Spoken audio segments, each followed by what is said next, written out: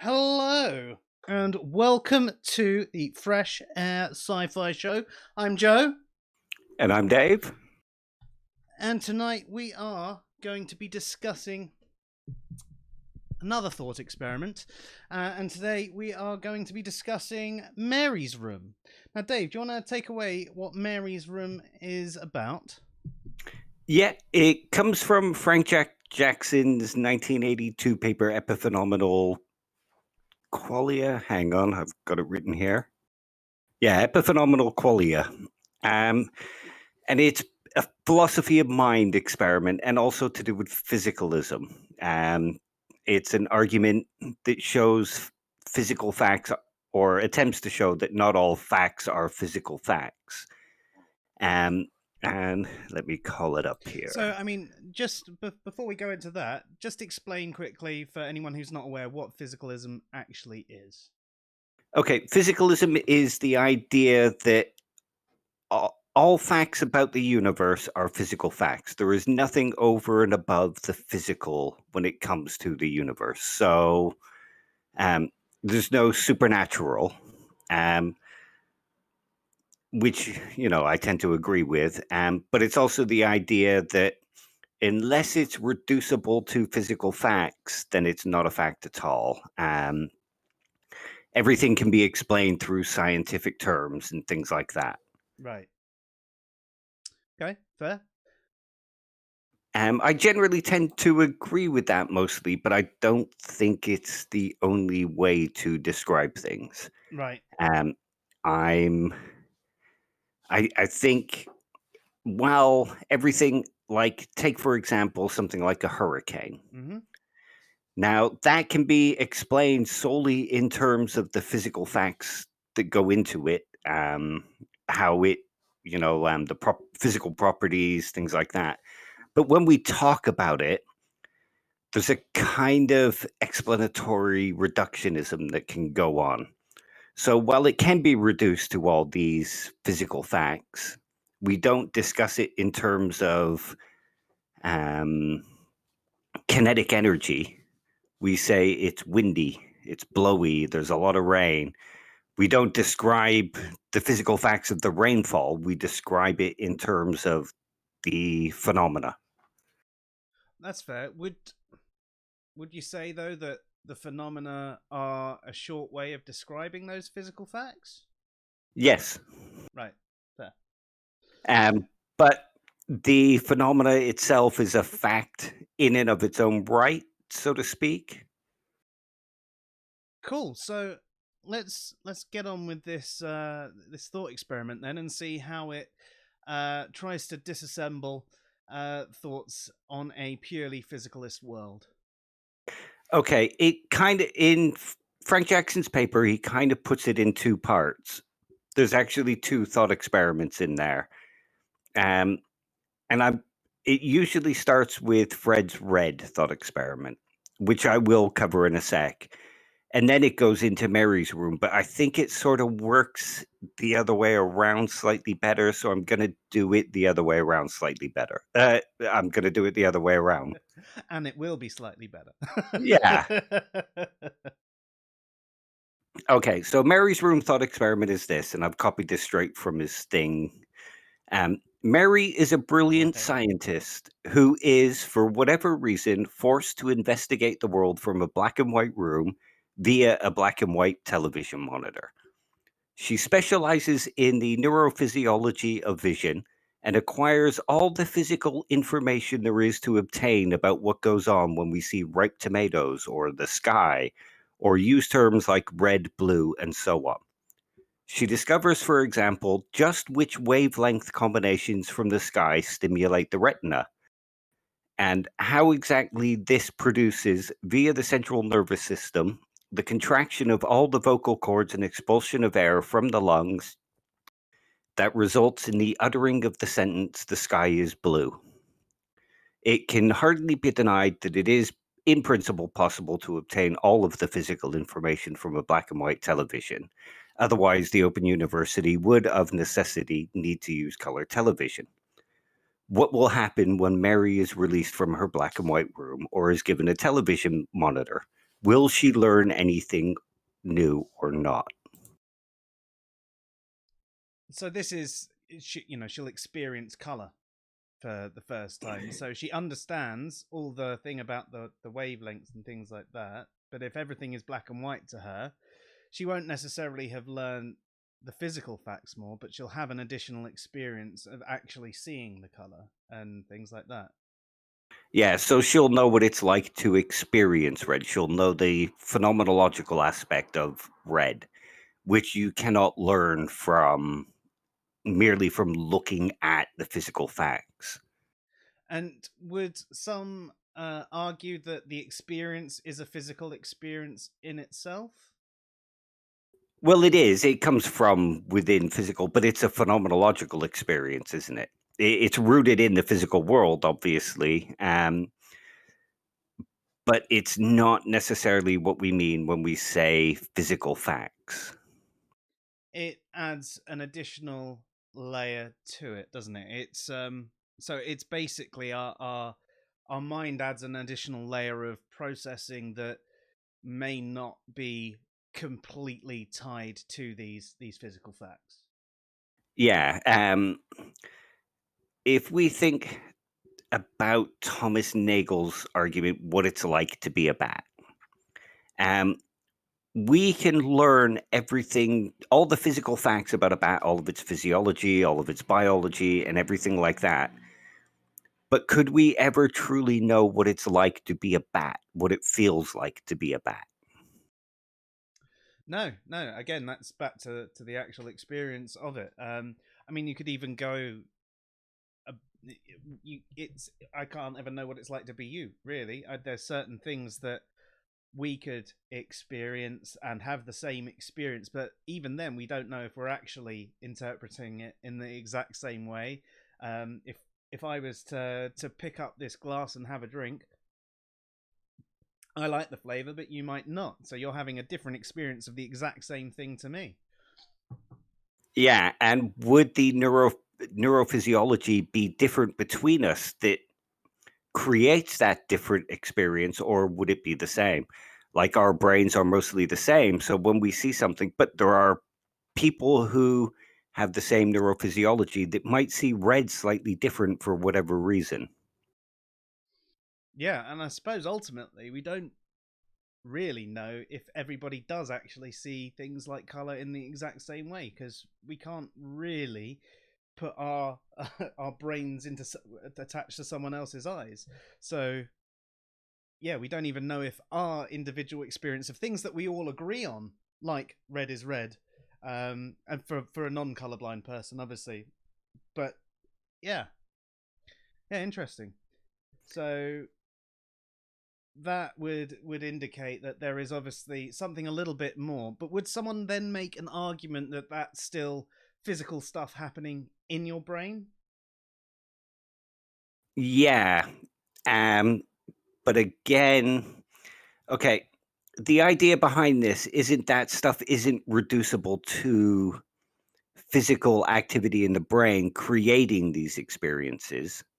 Um, so the materialist view isn't really in danger because the materialist view argues that everything comes from the material, whereas the physicalist argues that the only facts about the universe are physical facts. Which is, I know it doesn't sound that much different, but there is a little bit of nuance there. Yeah, no, that's fair enough. So And the we best way I can put it is ontologically, everything is physical. Um, so your brain and your mind is ontologically physical. It is what creates the experience. But the experience itself isn't a physical thing. It's not something that we can put under the microscope. We can look at the actual things that go into it and create it, but that is solely a subjective experience. Yeah, fair. That makes a lot of sense. I suppose you could even have something where, for example, if you were even examining someone, through some form of imaging, MRI or whatever, and you were stabbing at someone and seeing, the experience going on, and two exact people could even have the same sort of brain spikes in their head, but it could hurt one person a hell of a lot more than another. Exactly. Fair. Um, it so the brain can be reduced to terms of function, but is function all there is when it comes to the actual experience? Like I think it's M fibers. I can't remember. But there's a particular fiber in the nervous system that creates the feeling of pain. So is pain just the firing of these particular fibers, or is there more to pain than just these firings? Yeah, interesting. I mean, I suppose there's the interpretation of it by the brain, and everyone might interpret it a bit differently. Some people might be more used to it as well. So, I mean, what does that say for someone who's got more used to a particular experience and therefore doesn't feel it as much? Yeah, exactly. Um, but then there's the question of whether or not these experiences could be considered facts. So you have physical facts that are propositions. And this kind of goes back to if you think about what we were discussing about virtue ethics, where you can have all the theory, but not the knowledge how. So, riding a bike, I could give you all the propositional facts about riding a bike, but that doesn't necessarily equate to being able to ride a bike. Riding a bike is knowledge how. So, is knowledge how a fact or Yeah, yeah. I mean, it's a lot of it is one of yeah. It's complicated, isn't it is? it? And that's what's known as the ability hypothesis, where mm, um, Mary does actually learn something new, but it's not a fact that she learns. It's not knowledge of, it's knowledge how. So mm, she has knowledge of how to recall what it looks like to see that color. Imagine what it yeah, looks like to see that color. She yeah. gains a new ability rather than new facts. I suppose it actually on the imagine point, it'd be really hard to imagine what a color actually looks like based on, oh yes, well the light comes in at this sort of frequency, and you're like, cool. What does that mean? I mean, you might know what it means on paper, but again, it's back to the experience. It's not until you realize that the live light doing that looks like that. Well, yeah, if we go back to Thomas Nagel's argument about the bat, we know that a bat sees through sonar mm. and builds up its landscape through sonar. But does knowing all those physical facts know what it's like to see using sonar? No, no, not at all. I mean, again, that's some things just have to be experienced to actually have knowledge of them. Or yeah. So on that note, I mean, is that the key split between a physicalist and materialist sort of view? Possibly. I mean, it can be. This sort of view can be described as something like property dualism. I know that that's kind of a dirty word in the skeptic community these days. Um, but property dualism is the idea that physical properties can have more than one property. So water is H2O, but it's also ice. It's still H2O, but it's a different property. Right, fair. That makes sense. So yeah, obviously, water can be a liquid, a gas, and a solid. Um, so fair.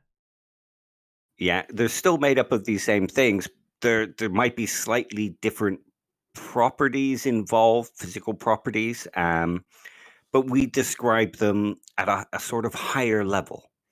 So the higher level properties can be reduced to the lower level properties, Mm. but when we describe them, we actually talk about them in terms of the higher level properties. Yeah, we'd say ice, not water, with its molecules slowed down and making a static feature. Yeah, yeah, Or exactly. it would say steam rather than saying really, really, really active warm water. Yeah, yeah, exactly. It's we don't discuss it in terms of the kinetic energy and things like that. Going back to what I said about the hurricane, when we talk about a hurricane, we don't talk about it in terms of that, like you just described the different properties of water, um, being, really highly active molecules or slow down molecules that kind of collect. We discuss it in terms of ice, or, I mean, these are still properties, they're still physical properties, but it's a fact that it's ice. Do you see what I mean? Yeah, fair. That makes a lot of sense. So, Um, so with this thought experiment, I think even there, it's already shown that there's more to it than purely physical. So where yeah. do you go from there? Well, that's the idea is are these things facts, or are these things knowledge how, as was described by the ability hypothesis? Um, but it sort of relates to when you see discussions about in skeptic groups where people say, "Oh, the mind is an emergent property of the brain." What kind of property is it? An emergent one, surely. Yeah, yeah, but it doesn't really tell us anything beyond it coming from it. That's saying that the mind is ontologically physical, but it creates something else. But what is this other thing that it creates? Yeah, that's true. And uh, this other thing that it creates, I suppose, why did it evolve as well? What was the purpose of it evolving in such a way as well? So there's so many questions about consciousness and things like that. I mean, to be honest, when I do look into things like consciousness and the self and all of that, it sends me a bit doolally, and I have to take a break from everything. Yeah, same. Um, what you just described there is David Chalmers' hard problem of consciousness, and it Ooh. sort of relates to P zombies and that kind of thing. Zimbos, and I'm thinking we should cover that at some point, possibly even after this, if you fancy it. Yeah. Because the idea there is the physical facts. You could know all the physical facts about us, but do those physical facts of the brain actually tell you that there's an inner experience going on? No. Uh, Equally, we could even say, is there an inner experience going on in anyone else, or is it just me? Yeah, yeah, that's the problem with other minds. And possibly you could reduce that to solipsism as well. Yeah. Let's not go there No. though. The syllogism that is basically brought about from Mary's room argument is the first premise is if physicalism is true, then any person who knows all the physical facts about color vision knows all the facts about color vision. Premise two, it is not true that any person who knows all the physical facts about color vision knows all the facts about color vision. Color vision. The conclusion, therefore, is physicalism is not true. Yeah, unless you're someone who caveats physicalism down to materialism. But again, the ability hypothesis kind of shows us that that syllogism might not be correct because is the ability to ride a bike the same as a propositional fact? Yeah, I was thinking about this earlier when you said it. I mean, I would see knowledge how, in a way, as a form of a fact because it's something that is true. Riding a bike is you get the facts about riding a bike, and then the experience almost backs up those facts. But yeah, it's hard. I mean, there's no such thing as really as a subjective fact, is there? But that's sort of what it is. I suppose it's the same like things like like taste. It might be a fact that I like the taste of burgers, and it might be a fact that someone else doesn't. But it's so that's the same thing with the experience of riding a bike. Once you've learned to do it, you've learned something that is definitely true uh, for yourself, but it's not necessarily something that you can give someone else. It's different to a standard fact and an objective fact, which is again the theory behind riding a bike and how all of the things work.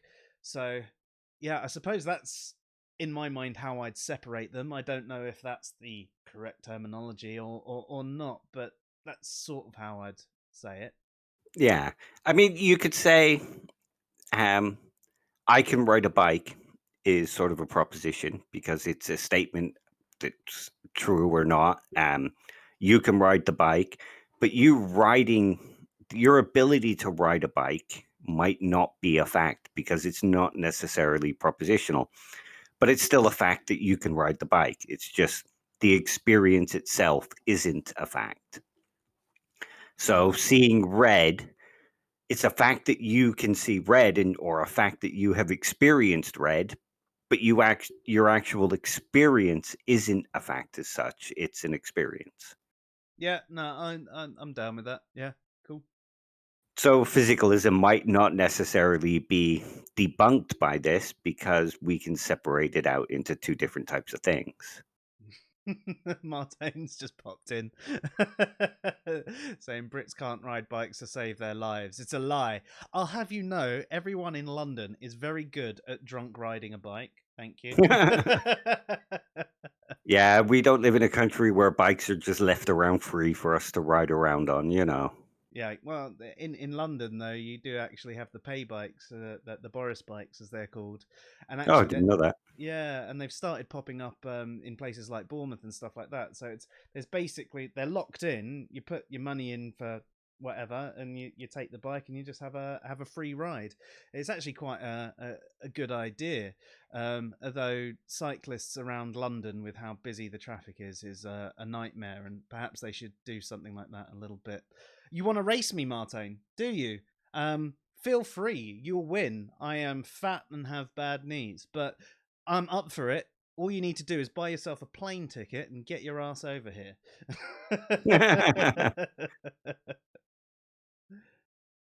But yes, sorry, where were we?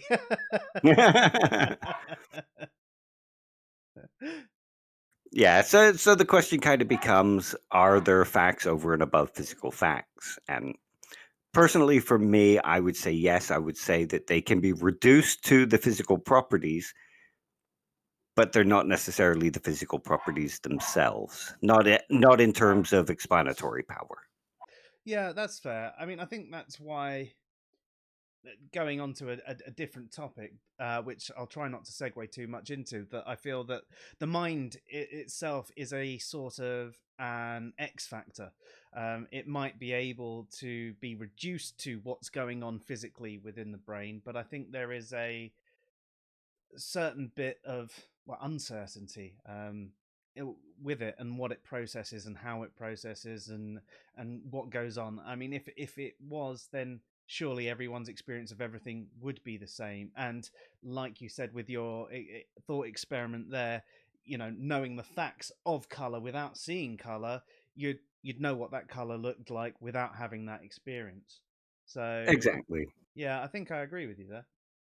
Well, if we look at it in terms of brain states and mental states, we can say that mental states are the same thing as brain states as such, in that they're created by the brain states.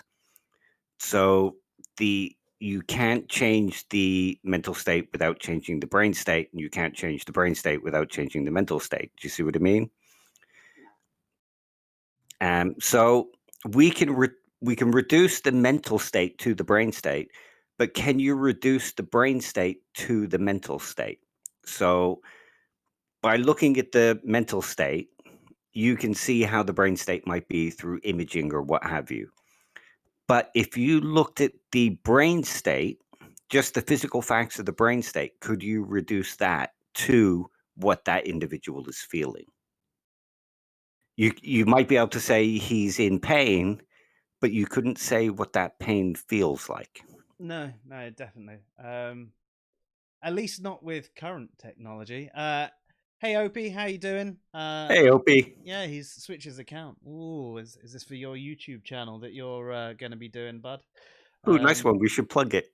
we will do. I've said to him that as soon as he's ready, he can come on and have a chat with us to promote his channel. I think it'd be quite Yeah, interesting, actually. yeah, that'd be very interesting.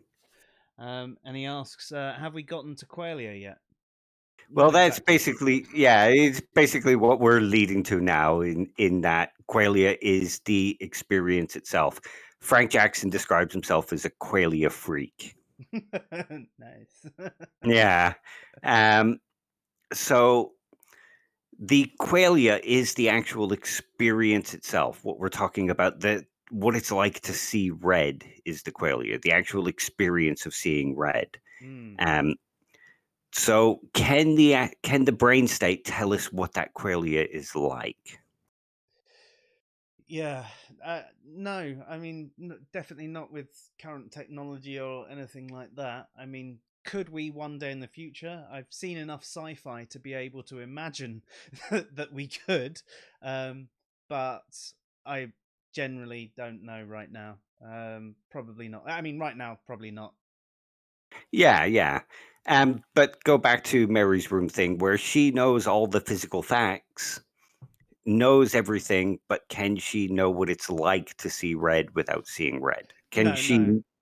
she know what the qualia of red is like without experiencing the qualia? No, no, I would definitely say no to that one. I'm sort of thinking in back to the sort of sci-fi thing. If there was some form of helmet that you could put on with receptors into my brain, then I would get their experience transmitted to me. But But even that would then, be I wouldn't know if I'm experiencing it the same way that they are. I'd be experiencing it my way via what they're experiencing. So even then, exactly. yeah, Yeah, it would be your experience of their experience yeah, rather than their exactly. direct experience. Yeah. So I don't know if we'd ever be able to get to a direct experience state. Um, but we could probably get closer than we are right now. Yeah. And going back to Nagel's bat thing, if you could transfer the experience of a bat into you, it would still be the human experience of a bat experience. Yes, because I'd be applying what I think about things, the way it feels to flap wings and fly when I'm a non-flying creature. Um, Even if I was to transport my consciousness into the bat as a passenger and to have this bat fly away and to be able to read its thoughts and everything like that, I'd still be having my experience of its experience. Interesting. Uh, Martin says, "Can she know everything about the color red?" So what we discussed at the beginning was all the facts about the color red, the wavelengths, etc. Um, but it's still not the same as the experience of seeing red. So, is there anything more to know about red than all the facts about red as well as the experience of red? I don't know. Is there any more? Well, if we go into Fred's red now, Ooh, okay. this is the first thought experiment in Jackson's paper. And like I say, he puts this one first and then Mary's room, but I generally tend to go with Mary's room first because it sort of gets you in that headspace of thinking about it differently. So Fred's red is basically people vary considerably in their ability to discriminate colors. Suppose that in an experiment to catalog this variation, Fred is discovered. Fred has better color vision than anyone else on record. He makes every discrimination that anyone has ever made, And moreover, he makes one that we cannot even begin to make. Show him a batch of ripe tomatoes, and he sorts them into two roughly equal groups and does so with complete consistency. That is, if you blindfold him, shuffle the tomatoes up, and then remove the blindfold and ask him to sort them out again, he sorts them into exactly the same two groups. We ask Fred how he does it. He explains that all ripe tomatoes do not look the same color to him. And in fact, this is true of a great many objects that we classify together as red. He sees two colors where we see one, and he has, in consequence, developed for his own use two words, red 1 and red 2, to mark the difference. Perhaps he tells us that he has often tried to teach the difference between red 1 and red 2 to his friends, but has gotten nowhere, and has concluded that the rest of the world is red 1, red 2 colorblind. Or perhaps he has partial success with his children. It doesn't matter. In any case, he explains to us that it would be quite wrong to say that because red appears in both red 1 and red 2, that the two colors are shades of the one color. He only uses the common term red to fit more easily into our restricted use. To him, red 1 and red 2 are as different from each other and all the other colors as yellow is from blue. And his discriminatory behavior bears this out. He sorts red 1 from red 2 tomatoes with the greatest of ease in a wide variety of viewing circumstances.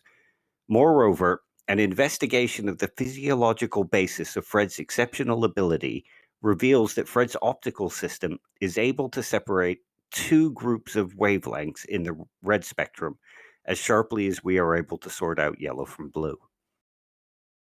That's interesting. I mean, they've actually going a little science. I wish I'd known that this one was coming up, but I didn't have enough time to prep today. But there are people who have extra cones in their eyes and actually see more colours than the rest of the people. And equally, there are people that have less or slightly damaged cones, and that's why you get different types of colourblind. So I mean, Fred in this example could actually be one of those people that has the extra cone, so he has a different experience of color, and maybe the tomatoes actually do have a slightly different wavelength, and it's not a different shade; it is a different color to him. Yeah, yeah, I see what you mean by having the conversation this way round as well. It almost doesn't make sense to have something like this, which seems as detailed as it does before, like the Mary's room, The because the very Mary's vague Mary's room. yeah, I mean Mary's room's quite basic in comparison to this. Um, so right, um, yeah, very interesting. So he's got a completely different experience of color, like anyone who has more cones in their eyes would have a different experience of color. Um, Interesting. Yeah, so does knowing all the physical facts about him having these extra cones or however it works, can that tell us how he sees that color red? No, I mean all it tells us is that he experiences it differently. Although, flip side, the other way round, one of my friends is colorblind. In fact, a couple of them are, but this particular one, we he showed me sort of like a color chart, and he showed me sort of like, this is what you see and this is what I see. I don't see any difference between these two charts, but you do. So by me having a higher ability in this particular area, just naturally, I could somewhat understand and have the experience of his experience, but not the other way around. So someone who can see more than I can, I will never be able to experience that unless they produce a set of goggles. Have you seen those that they have for colorblind people that actually corrects their vision and allows them to see color properly? No. No, so they actually do have that. But again, it's we still don't know if it's an accurate experience. It's their experience of what we experience. But there are these glasses that allow colorblind people to see color as those who are not colorblind. So maybe at some point in the future they'll create a set of glasses that allows us to see color the way people with extra cones in their eyes have. Okay, and the question then becomes, will you learn a new fact about those people with the extra colors?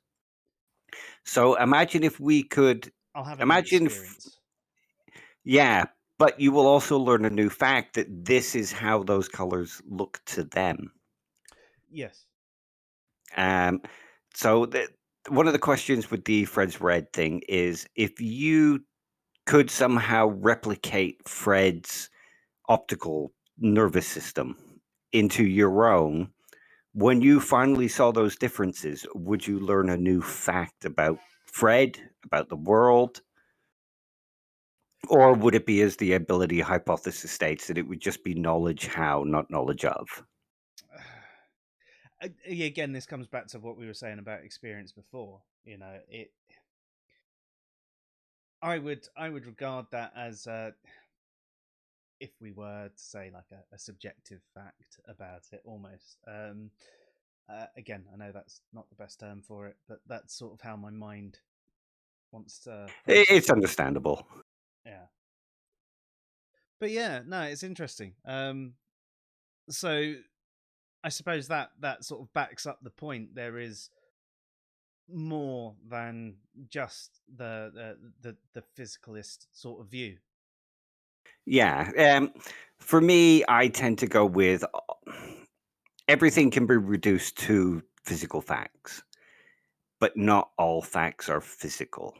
Um, so what it feels like is a fact. It's not a fact that we can sort of put in terms of a proposition, but it's still a fact that something feels this particular way to an individual. Um, it's kind of a hard distinction. There are those that argue that phenomenological things aren't facts, they're just experiences. But for me, it's still a fact that it feels this particular way. Yeah, yeah. Again, that leans into what I said about it being a subjective fact. Yeah. So yeah, um, yeah, that's sort of how I feel about it.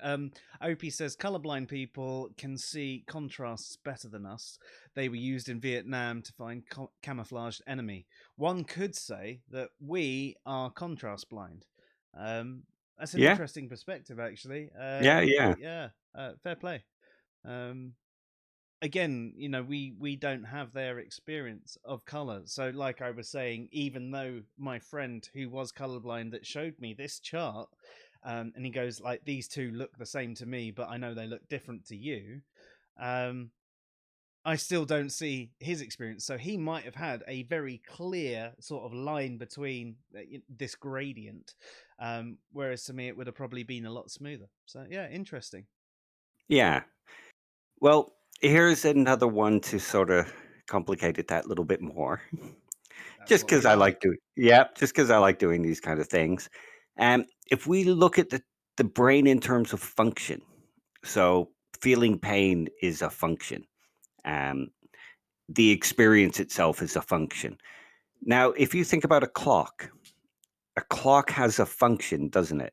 Rad, um, but it can be expressed in multiple different ways. It's um, multiple realizations, basically. You can have a digital clock, you can have a grandfather clock, all of these different kind of things. Now you can reduce that clock down to its physical parts, what makes the digital watch face glow, tick, computer chips or say dials and levers. But that doesn't it tells us how the clock works, but it doesn't tell us what the clock does. No, that's true. And I suppose someone who had never experienced a clock, say we were to bring a caveman out of time, would look at it and go, well, they'd probably just go "Huh," and smash it. But the equivalent of what the fuck is this? Um, Yeah. So it's the same with the brain kind of thing. mm, There are multiple mental states, and we discuss a clock in terms of its function. The same with consider a plane. There are multiple types of planes, and you can reduce them down to jet engines, props, all these kind of things. But when we discuss a plane, we don't discuss it in terms of the props or the jet engines, or we discuss it in terms of its function. Yeah, yeah, and yeah, no, that makes a lot of sense. So you as you were saying, there's so many different types of plane. There's plane even. There's the common things about it, the flying, etc. But yeah, interesting, very interesting. So, all right, I am definitely convinced that there is more than the physicalist view. Um, what does that mean? That's a good question. I mean, it's a fact that the plane flies, isn't it? And we Yeah. can reduce that to the physical thing and all the physical properties, but the physical properties aren't the fact that the plane flies. Um, they go into making the plane fly, but they're not the fact that the plane flies. The fact that the plane flies is a phenomenological thing. So if we bring this back to, I was trying to segue around it earlier, but I just have to ask now. If we were to take the physicalist view, that would be the whole hard determinism sort of thing.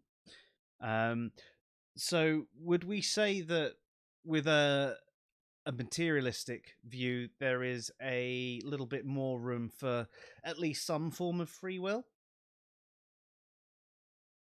I'm not really sure, to be honest. Hmm. The materialist view of the mind would be something that's epiphenomenal. So these extra properties of experience come along with the physical things. Right. Like you often get people who say things like, well, material can't produce consciousness because consciousness is something else. Well, I kind of disagree with that. I think that though there are phenomenological facts and we experience the world phenomenologically, I shouldn't be saying this word that much. I'm bad at it. Every time you say it, I just want to go do do do do do do.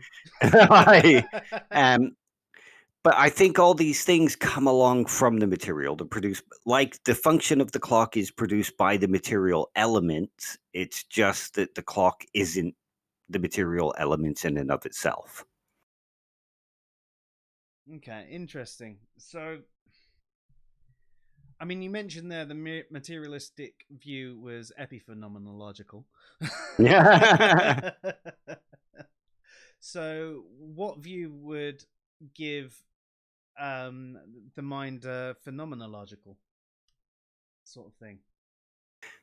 Well, generally, I mean, you could look at it in terms of either substance dualism, where the mind is a separate substance to the physical substance of the body, something like Descartes put forward. But I'm not that kind of dualist. I think that's nonsense. Um, but if you think of it in terms of property dualism, where the physical property is ontologically what it is, but over and above that, there is another property, which is the phenomenological property. Yeah, no, that's fair. I mean, it's just one of those things because I don't think we're ever going to get an answer on this, at least in my lifetime. But I do think that we actively reflect on our experiences and knowledge, and we put things into practice based on our what we're thinking about, and it's not purely just cause and effect, etc. But it sounds like a purely materialist and physicalist sort of take on things would be more deterministic than the way I feel about things. Well, the problem there is if you're going to argue that, um, then you would have to explain how the mental properties can affect the physical properties. Um, so, like, if you if you're on a bus and it's coming to your bus stop, and you get up and ring the bell and stand up and go to the front, is it the physical properties that have created the mental properties that get you to do that, or does your experience of the world create the mental property, which then creates the brain state? which alters everything and then creates the new brain state. How does the mental state interact with the physical state, the brain state? Yeah. Rather than just come along with the brain state. Yeah, no, it's interesting.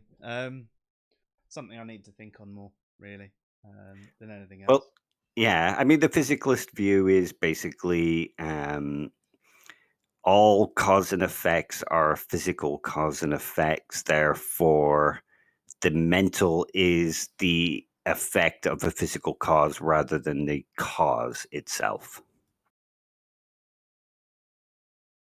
Yeah, yeah. I don't know. I still think that the mind has some form of, as I said earlier, sort of like a bit of an X factor to it. So there can be plenty of causes, that all of your experience, all of your knowledge, and all of that, and perhaps you can pinpoint someone's predicted mental state with some form of accuracy, but I still think that there's something in there that is unknown. Now, I don't know if that unknown property is something that we just don't know enough about, and actually you could predict absolutely everything, and then what, hard determinism definitely is true. But I feel that there is something in us that is a little bit more than the pure physical, that we do reflect on things, that we can do things that are, even though all of these experiences and so we end up doing this thing instead of that thing. So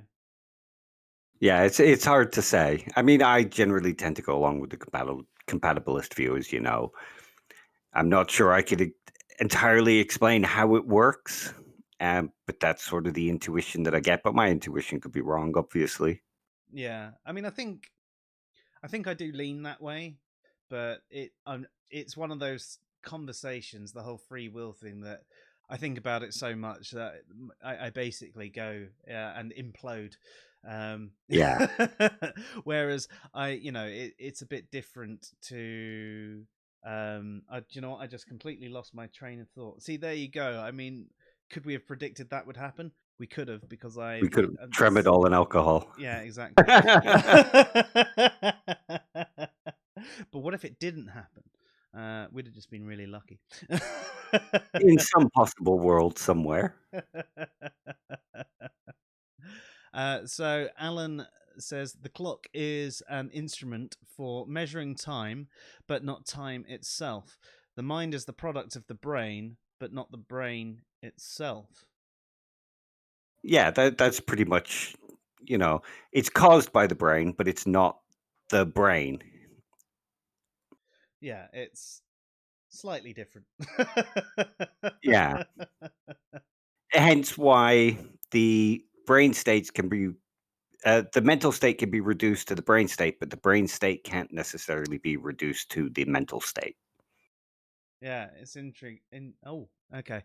He's just posted a really, really, really long comment in the chat. Oh. I will try and read it out. He says free will or determinism. He holds a compatibilist view. So, like you, Dave, and sort of where I lean. He believes that we have free choice in a predetermined setting, and our free choices become fewer and more predetermined as life goes on. We speak of free will as a property rather than simply a way of talking about making choices. Because it is a property assigned to certain motivations in decision making, not in decision making in and of itself. The use of the use of the phrase free will seems to be an attempt to communicate that we experienced a decision or decisions as made internally and not from outside pressures, influences, or circumstances beyond our control.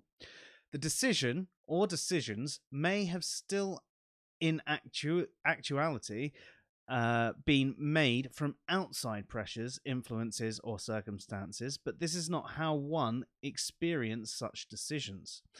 This seems to be the point of bringing up free will. There are certain predetermined settings for each of us which limits free will, such as What geographical setting are we born into? What is the cultural background of that society? What is the predominant religion of what we are born? What year were we born? What time of year were we born? What was the societal status, economic status that we were born in? Do we have siblings? Do we have loving, encouraging parents, etc.?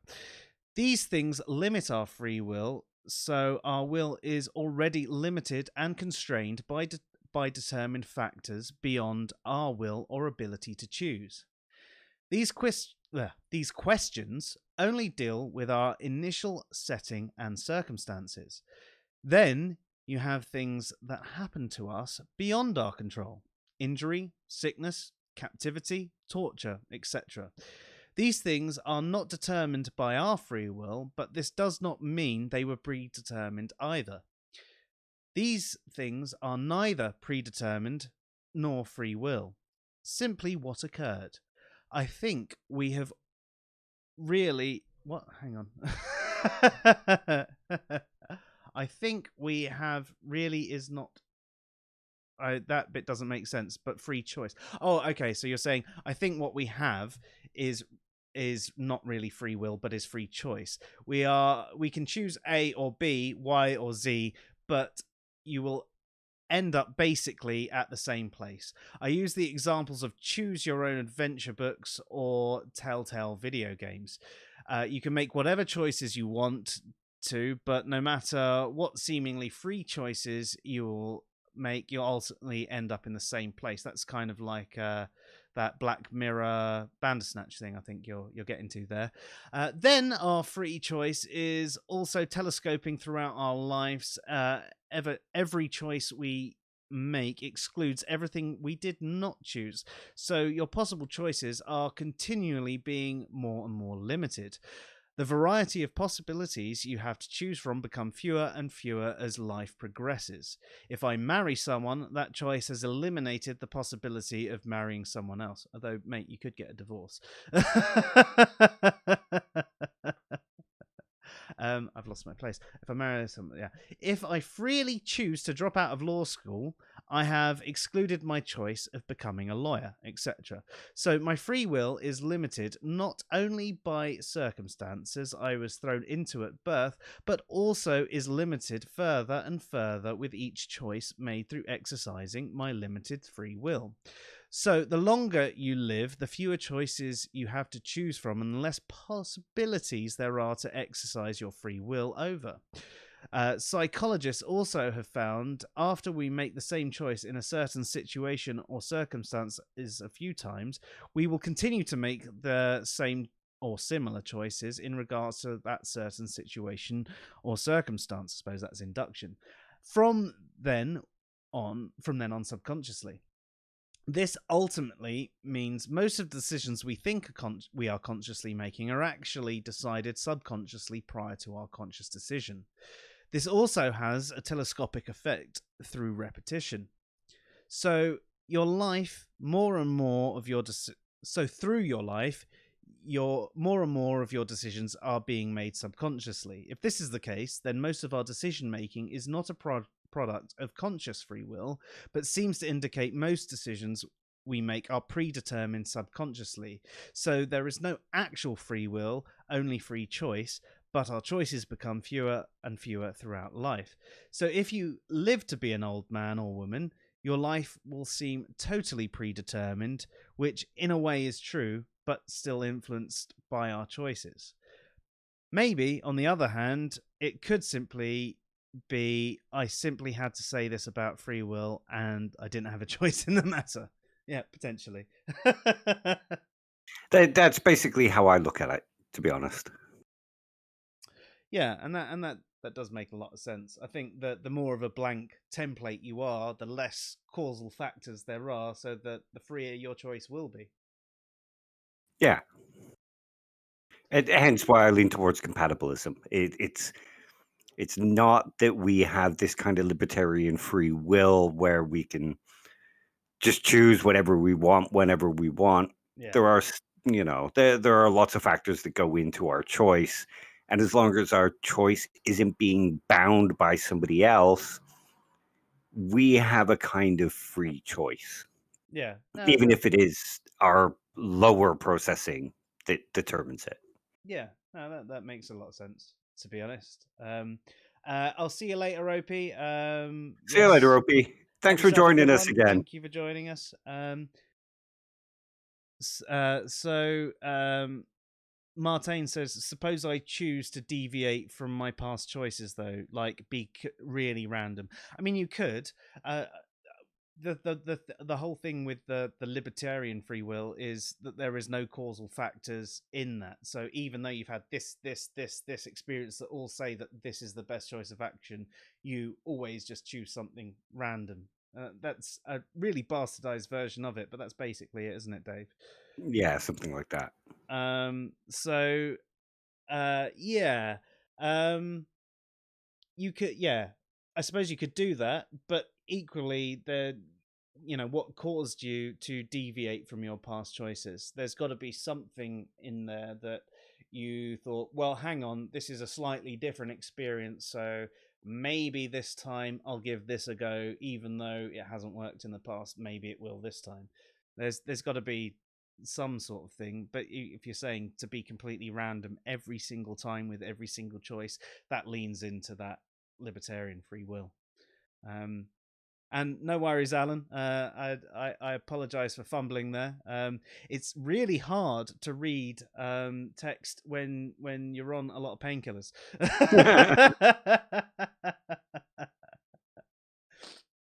But yeah, cool. I'm sorry for deviating into free will. It's just the whole physicalist nature seems to sort of go on to that sort of deterministic nature, which there is part of me that just goes, no, there's something slightly more than hard determinism. So it's whenever we're having a conversation along these lines, my mind instantly jumps to that whole free will juncture. No, it's all good. It's an interesting discussion. And again, if there are facts over and above, or the mind works in a way that isn't entirely physical as such, I mean, it's possible. Um, so like I say, I lean towards compatibilism. I lean towards a similar idea that Alan mentioned. Robert's come in with a question. Hi, Robert, by the way. Thank you for tuning in. Wouldn't the libertarian free will concept conflict with a theist who affirms causation as an argument for God as the first cause? I'm not really sure. Yeah, I mean, if I was to lean into that, not completely.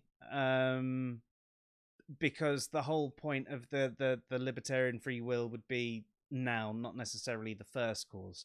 So all of these things happened to bring the world as it is and make us as we are, but then they'd say you're completely free at that point to do whatever you want. So I don't think libertarian free will is in conflict with theism. In fact, I think it is generally where most theists would actually sit, because they believe God has given you complete free will. Um, but it depends on who you talk to, because there are so many different concepts of free will, and they might not necessarily understand what you meant by libertarian free will. And as Martin says, libertarians are an affront to God.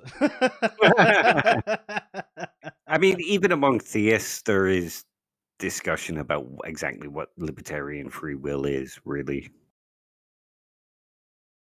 Yeah, it's one of those things that does God have libertarian free will? Um Not according to the actual arguments where God can only do what is in his nature. Yeah, interesting, So isn't it? God couldn't choose to do evil, so therefore God cannot have libertarian free will. Yeah. There's also the argument that God actually has no free will because he's omniscient, therefore he knows everything he is going to do. I know there's different definitions of omniscience, but if we go with the absolute sort of view, if he is absolutely omniscient. He knows everything he's going to do, and he couldn't choose to do anything different because that is what he would choose to do. So therefore, everything he ever does is completely fated. So he has no free will whatsoever because he couldn't do anything different, which means he's not omnipotent. Oh no, we're back into the whole omni God is, oh no, incongruent and inconsistent, and oh, it just does not make any logical sense. Atheist.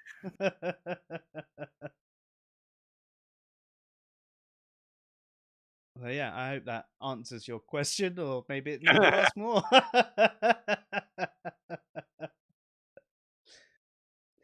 So was there any more to the thought experiments, or have I taken us so far off track we're never going to get back on We're never going to get back on it.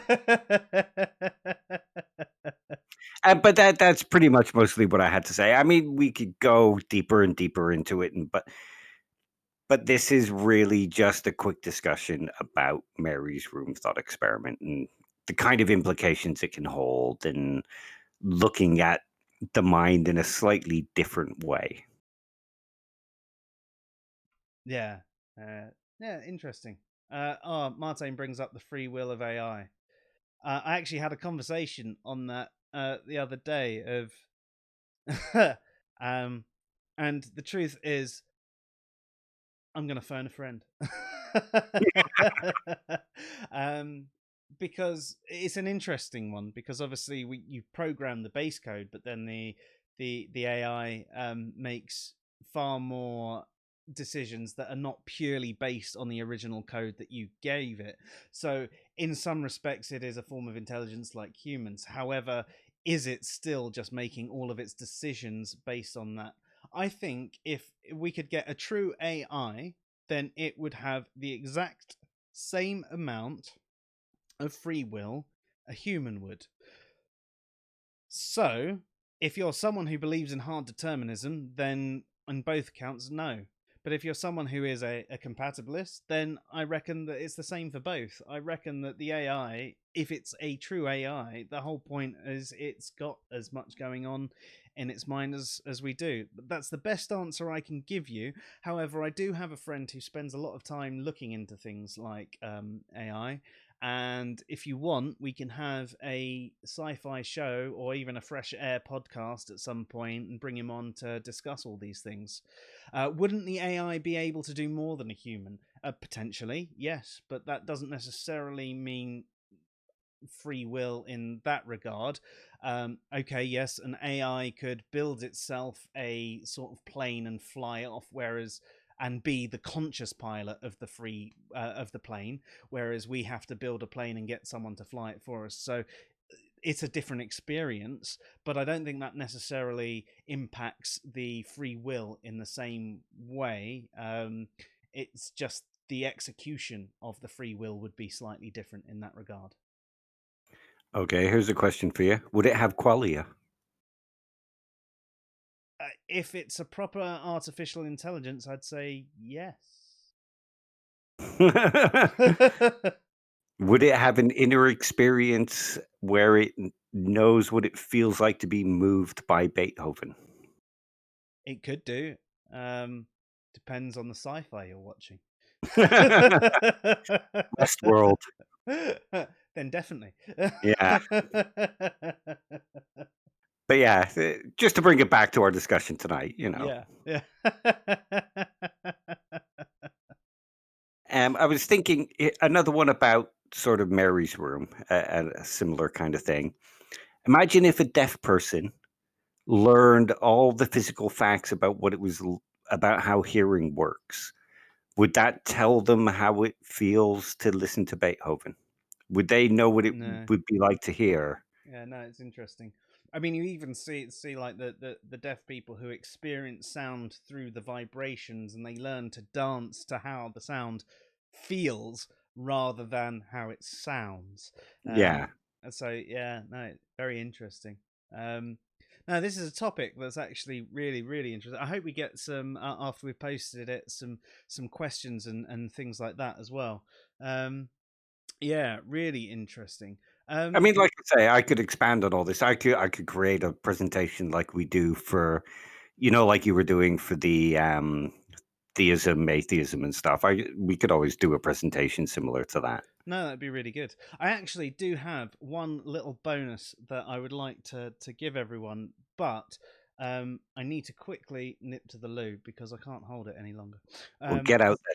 Yeah, so can you keep people entertained? Tell them a little story, and I'll be back. I do apologise for doing this live on stream, but I can't hold it anymore. He's a pisshead. A dooby dooby doo dooby dooby doo doo. I don't actually have access to the chat, so hang on a minute. I'll go and have a look.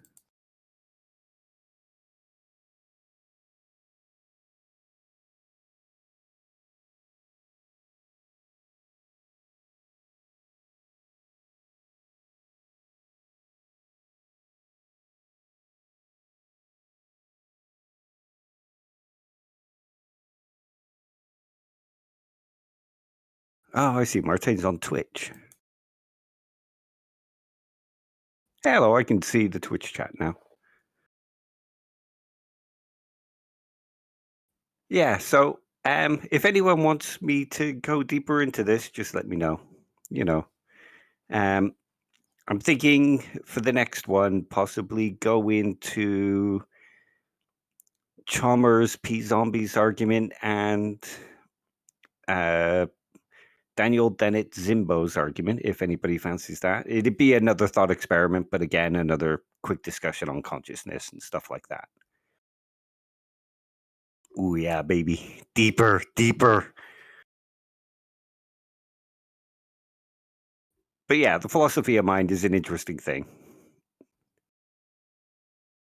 And as far as I know, Joe wants to do one on morality at some point. He's got all slides and everything made up, so... Sorry about that. Dearie me.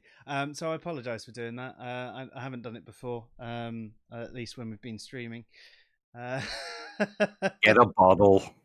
Well, you see, when we're doing the podcasts, sometimes that happens. But there's no cameras going on. So I was just there like, yes, I'm listening to you. I'm all right. I lie on the bed. The bog's like right there, so... So Robert says he's missed the whole discussion. What was the conclusion? Would she have learned a new fact? So that was going back to our saying the experience. It's sort of like a subjective fact. That's the way my mind processes it. But you said it a little bit more eloquently than me, didn't you, Dave? Yeah, probably. But yeah, I think that new facts are learned in that it's what things feel like is a fact. It's just not an expressible fact in terms of a proposition as such. Fair. Alan says he can't wait for the morality show, and we've been talking about it for the last couple of days about that. Yeah, we were having a conversation. So I posted an article about morality, agency, and intent, and the effect that not having free will would have on morality, which was a follow up to my article on does morality have a purpose. Basically, I've done a lot of looking into morality through different lenses and a lot of discussions with Dave on this matter. So we are going to have a show which I think it was last year I started creating these morality cards. It was suggested by Josh that we have like quick, simple things. So I started creating them. I did them in PowerPoint as, they were just going to be little memes when someone makes a statement about morality, I could say, well, I mean, this is the answer. I mean, on Twitter, you're limited by so many characters that it's just nice to be able to go, well, there's your answer. It's part of the reason why we do a lot of the articles that we do and the videos we do as well, because so many philosophical concepts are far too in-depth and to be had on places, especially like Twitter with the character limit.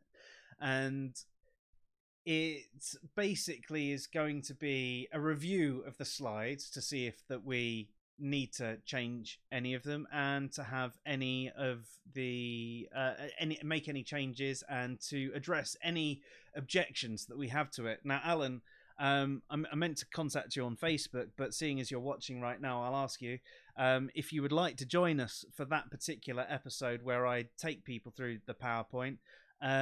You're more than welcome to join us live on air. You're obviously available at the times that we stream, which is an added bonus. So if you want to join us, feel free. If not, I understand. No worries. So yeah. And he also says the articles are nice and easy reads, and they're very well spoken, and he appreciates them greatly. Well, thank you very much. That's very high praise. Yeah, he's definitely not talking about mine. Well, yeah, you're a bit more educated than me, Dave. So you know, you use longer words. Yeah.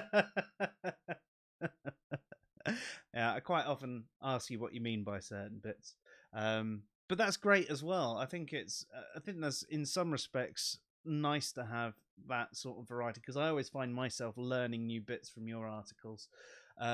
Also, when you've sent me bits of your coursework that you've done, I'm not supposed to do that. not that you've ever done that.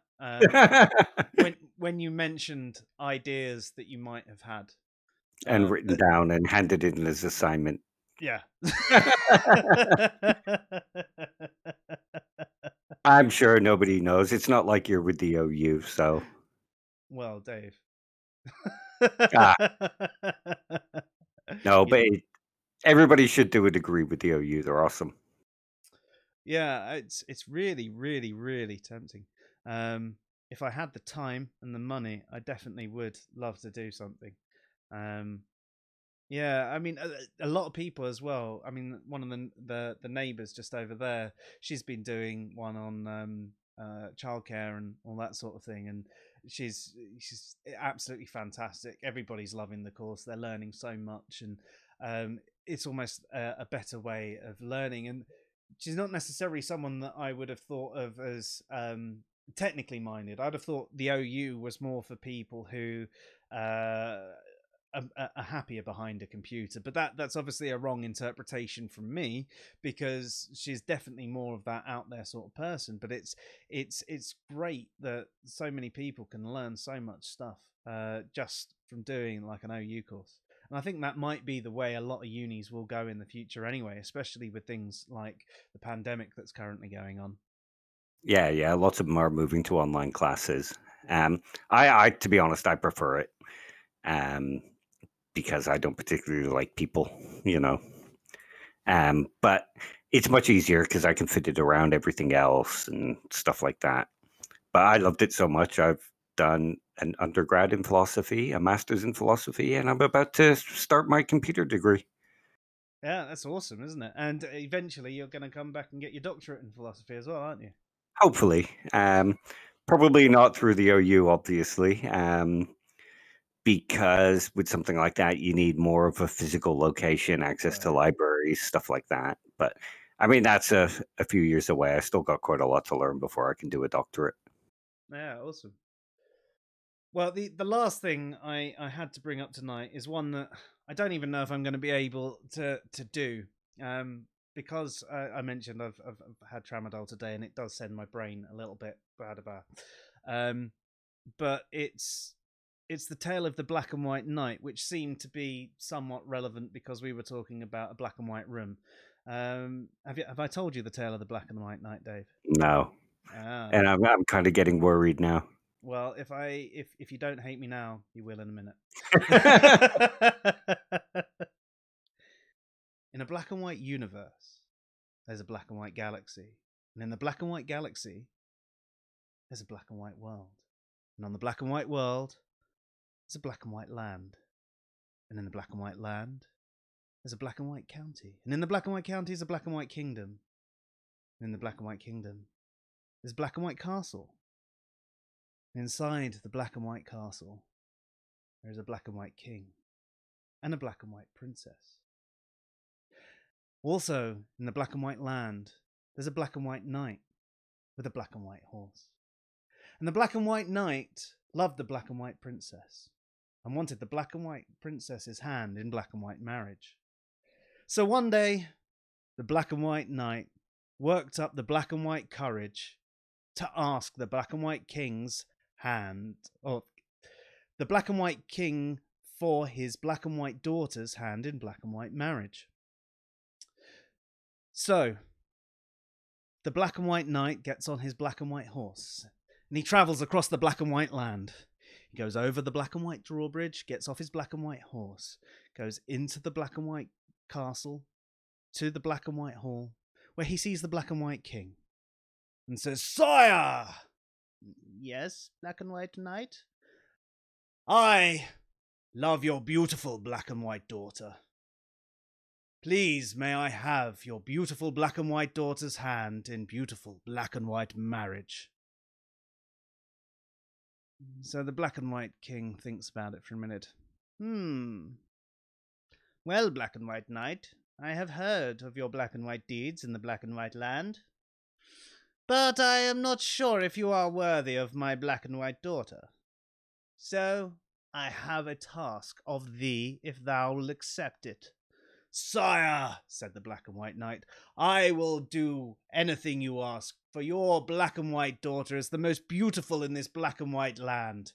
"Very good, black and white knight, very good. You must travel across the black and white land to the black and white cave, and inside the black and white cave is the black and white dragon. You must slay the black and white dragon and bring me his black and white head." "Sire," says the black and white knight, "it shall be done." So he leaves the black and white throne room, goes out and gets on his black and white horse, goes across the black and white drawbridge, across the black and white land, finds the black and white cave, gets off his black and white horse, pulls out his black and white sword, goes into the black and white cave, and battles the black and white dragon. He's battling away, and eventually he scores that final hit that kills the black and white dragon. Black and white blood everywhere. He cuts off the black and white dragon's head, puts it in his black and white satchel, sheathes his black and white sword, goes back outside the black and white cave, gets on his black and white horse, travels across the black and white land, across the black and white drawbridge, gets off his black and white horse, and he gets into the black and white throne room. He says, "Sire," taking out the black and white dragon's head, "your task has been done. May I now have your beautiful black and white daughter's hand in black and white marriage?" Says the black and white king. "The task you have done is but a noble one, black and white knight, but still I feel not worthy of my beautiful black and white daughter. You must travel across the black and white land and find the black and white swamp monster, which can be found through the black and white forest in the black and white swamp. Once you have done this, then I think maybe you can have my beautiful black and white daughter's hand in black and white marriage." "Sire," says the black and white knight, "thy task will be done." So the black and white knight leaves the black and white throne room, gets back on his black and white horse, goes across the black and white drawbridge, goes through the black and white forest, going in and out through all the trees, finds the black and white swamp. He finds the black and white swamp monster, and he battles the black and white swamp monster again, hacking away, and he finally kills the black and white swamp monster. So he sheathes his black and white sword, gets back on his black and white horse, travels back through the black and white forest, then across the black and white land, over the black and white drawbridge, gets off his black and white horse, goes into the black and white throne room and goes, "Sire, your task has been done. May I now have your beautiful black and white daughter's hand in black and white marriage?" And the king looks at him and goes, "Black and white knight, thy task has been noble, but still, I don't feel what you have done has been enough to win my black and white daughter's hand in black and white marriage. I have one more task for you." "Sire," says the black and white knight, "it shall be done." "Very good. Black and White Knight, what you must do is go back across the Black and White land to the Black and White Mountains. You must scale the Black and White Mountains until you get to the top, at which point there is a Black and White ice cave, and inside the Black and White ice cave there is a Black and White goblin. He is a black and white ice goblin with many powers of freezing things. Funny that. So you must go and kill this black and white goblin. Sire, it shall be done. So he leaves the black and white throne room, gets on his black and white horse, goes across the black and white drawbridge, across the black and white land, finds the black and white mountains, scales the black and white mountains. He feels like he's been doing this for what must be days, and finally gets to the top. Exhausted, he looks around. He sees the black and white ice cave. He unsheathes his sword and he pulls himself up. He enters the black and white cave, and he enters another black and white battle and slays the black and white goblin. He comes back down the black and white mountain, across the black and white land, over the black and white drawbridge, and enters the black and white throne room. Sire, I apologize for forgetting to get off my horse, but I am exhausted. Black and White Knight gets off his horse and walks towards the king. Sire, may I now have your beautiful black and white daughter's hand in black and white marriage? And the king stares proudly at the black and white knight and says, no.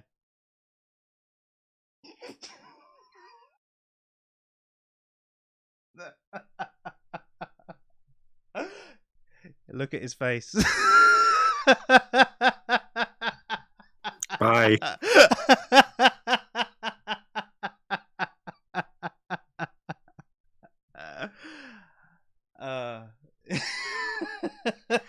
Okay, folks, from next show I might be going solo. I get so much pleasure out of telling that one.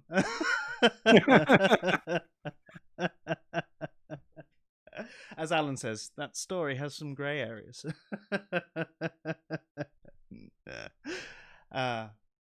Yes, talk about the anti-joke of the century. I think I first told that at a Reading festival many years ago. Everybody was awfully wasted, but it was that sort of one where people just sat there and they stared, and then they realised that there was no punchline, which obviously caused them to experience a punchline from the fact that there was a complete absence of one, and it just, the laughter erupted around, and a lot of hate. Lots of things were thrown at me, and rightly so. I was going to say, was the punchline a bunch of people lined up to punch you? But yes, do you know what? I hadn't thought about that joke in years as well, and it was just because of the Mary's Room and the whole black and white thing. I was just like, oh my god, I've got to tell the story of the black and white knights. And now you're wishing I hadn't. We're never going to get viewers again, are we? I promise that's the only time I've wasted everybody's time to that level.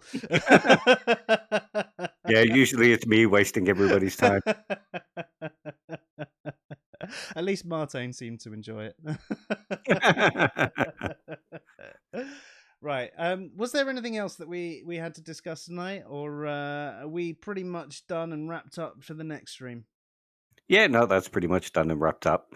Hopefully people will have enjoyed it and maybe thought of something new, or, looked at things in a different way. Yeah, and of course, any questions, you can contact us either in the comments on YouTube, comments on Twitch. You can find us in our Facebook group, Answers in Reason. You can find us on the Facebook page, Answers in Reason. The website, answersinreason.com. Feel free to ask questions anywhere. We're happy to do it. If you've got any objections or anything like that, please feel free to do it. Please share the video as well and subscribe to the channel wherever you are, wherever you're viewing. In fact, subscribe everywhere. We'd love it if you did that. But yeah, the more important thing to us is actually any interaction that you have. If you want to come on the show with us and discuss a few things, any objections or anything like that, or provide a different perspective, we are more than up for that sort of thing. We may learn something, you may learn something. That's what this is all about. I think any day where I don't actually learn something new is a day wasted. So please come and join us. And I'm thinking soon to follow on this stream, we should do one on P-Zombies and Zimbos. Yeah, definitely. I'm well up for that. Other things that we've got coming up as well. As Alan mentioned earlier, we're planning on doing a little morality show. Now, obviously, season 2 of Fresh Air was basically completely on ethics and morality and various moral theories and all of that sort of information. And we've done a lot on a lot of articles as well on the topic. But sometimes having this sort of environment might be a little bit more conducive. So what I would like to do is go through my morality cards, as I mentioned earlier, and also have a few people on with us to provide objections as they come up, and any things of, oh, what about. There are going to be common objections within the morality cards as well. But yeah, hopefully that'll be fruitful. One other thing that we are planning on doing is, I know, Dave, you're not necessarily interested in this one yourself, but we're planning on doing a Dungeons and Dragons called Answers in Dragons, or AIDS. That I've never played Dungeons and Dragons before, but we figured, especially seeing as lockdown is on, we may as well take up the time. The wife is planning on joining us for it too, so that could be interesting. She is going to be fully clothed this time, Dave, so That's why I'm not joining you. Awesome. Well, I don't have anything else. Do you have any final messages, Dave? Nope, that's all good. Awesome. Well, thank you everybody who has been watching, everybody who will be watching, and everybody who has interacted. No, we're not really going with AIDS Martain. Blimey. But it is Answers in Dragons, so that's sort of what it spells. As I said, thank you everybody for tuning in tonight. It's been awesome. It's been nice to actually discuss something a little bit different to the norm as well, and hopefully in the future we'll have some more thought experiments, and as Dave said, we'll be doing the P-Zombies, etc. in the future too. Thank you everybody. Cheers. Good night. Good night all.